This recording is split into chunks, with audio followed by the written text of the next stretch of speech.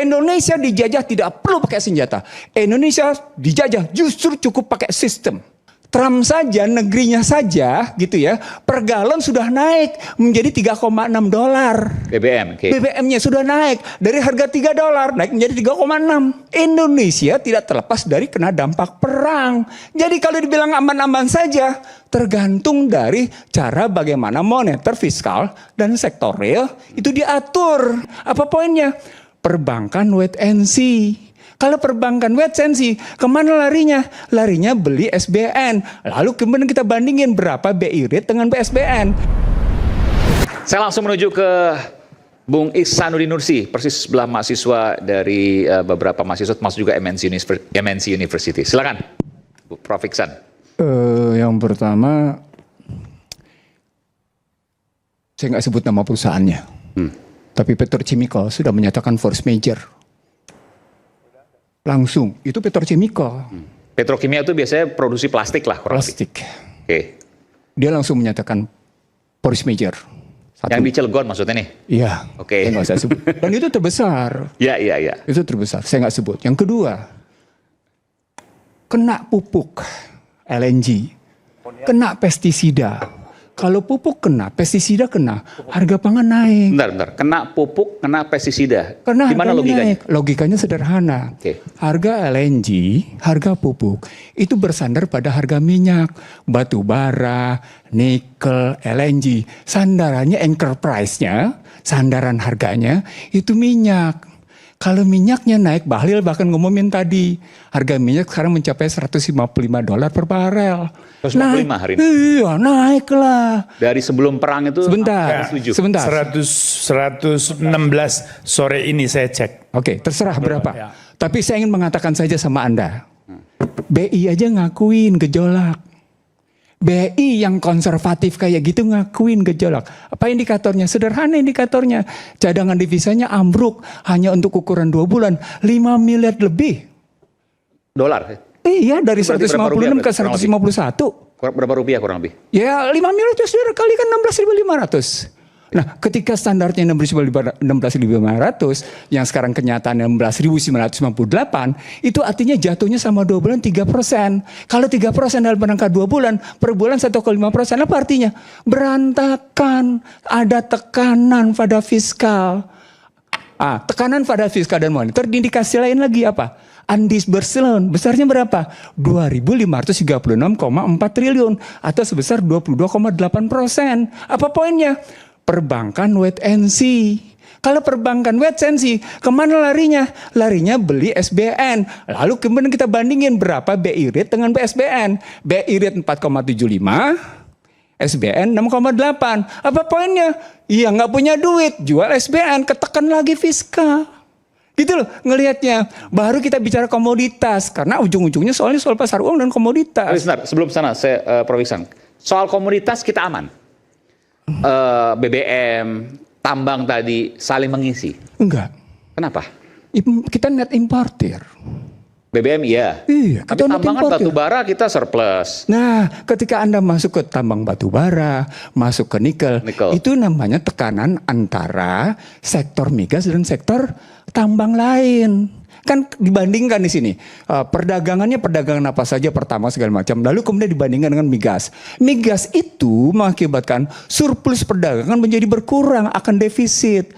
Nah, diperkirakan di dalam hitungan situasi seperti sekarang gitu ya. Berapa kira-kira defisit neraca perdagangannya? Kalau terus-menerus begini akan naik nih. Surplus kita, surplus neraca perdagangannya, non migas ya. Surplus neraca perdagangan non migas akan dimakan oleh yang namanya perdagangan migas. Itu akan terkena. Kenapa? Karena kita net importer. Oke, tapi kan secara neraca kita aman karena masih lebih besar mana sekarang? Kalau Anda bilang udah dihitung. Nah, tunggu oleh dulu. Bung Said. Tunggu Said. Kalau gitu bandingin sama hitungan BI dong. Kebutuhan subsidi kita 317 miliar rupiah. Sebentar.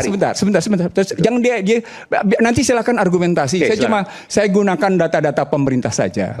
Saya gunakan data BI, saya gunakan data Kementerian Keuangan, saya gunakan data BPS gitu ya. Nah, kalau kita ngelihatnya begitu, maka yang harus kita lihat lebih lanjut lagi adalah kalau 6,8 pada SBN. Ini sebutan Purbaya nih. naik nih dari 6,1 ke 6,8. Poinnya artinya itu tingkat kerawanan nih meningkat perekonomian.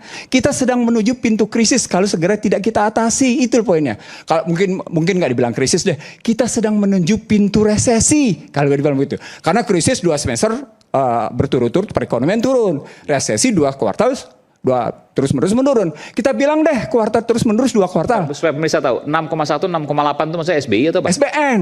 SBN, surat berharga negara. Iya. Oke. SBI rate-nya 4,75.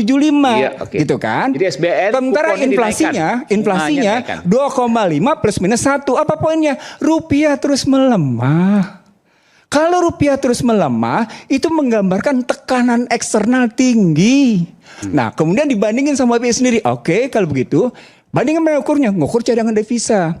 Berapa kekuatan kita impor? BI bilang, karena sudah turun, sekarang kemudian cadangan devisa kita hanya bisa kita pakai untuk bayar impor 6,1 bulan. Tapi di atas standar tuh 3%. Di situ kelihatannya aman. Ulang. Di situ kelihatannya aman. Tapi ketika kita lihat nilai tukar terus merosot gitu ya, dia akan mempengaruhi struktur harga.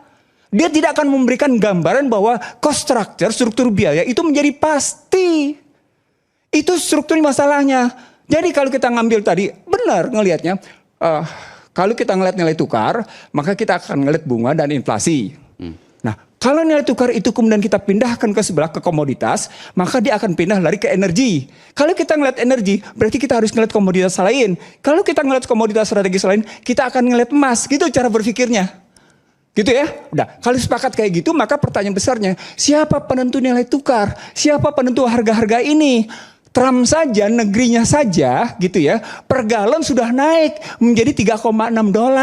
BBM, oke. BBM-nya sudah naik dari harga $3 naik menjadi 3,6. Gitu sampai di situ kenaikannya. Apa artinya? Dia bilang, "Iya, inflasinya juga naik." Di situ masalah. Dia ingin inflasinya diturunin, tapi perang menyebabkan inflasinya naik. Maka kemudian dunia memperbaiki perkiraan pertumbuhan. Nah, gambaran itu menunjukkan bahwa Indonesia tidak terlepas dari kena dampak perang. Jadi kalau dibilang aman-aman saja, tergantung dari cara bagaimana moneter, fiskal, dan sektor real itu diatur. Bukan hanya aman aja, tapi perang ini justru lebih menguntungkan Indonesia ketimbang merugikannya. Kalau saya bilang menguntungkan, saya nggak berani tuh ngomongnya. Kenapa? Tadi udah saya sebutin angka-angkanya. Apa yang akan terdampak awal di bayangan Prof. Iksan? Fiskalnya makin tertekan. Oke. Saya bilang tekanan begini. Indonesia itu dijajah tidak perlu pakai senjata. Ulang. Indonesia dijajah tidak perlu pakai senjata. Indonesia dijajah justru cukup pakai sistem. Pakai standarisasi, pakai sistem akuntabilitas, pakai sistem reputasi, dan pakai sistem pengukuran-pengukuran yang berlaku secara internasional. Kemarin Anda tunduk pada aturan MSCI, oke? Anda kemudian jatuh juga pada namanya credit rating. Anda kena credit rating padahal Anda sudah bayar $1 miliar. Credit rating jatuh juga. Bilang apa? Nilai tukar jatuh juga. Gak karu-karuan. Saat yang sama, ketika Anda bilang Anda melakukan renewable energy, ini saya coba ngehitung di listrik. Terus terang nih saya hitung di listrik.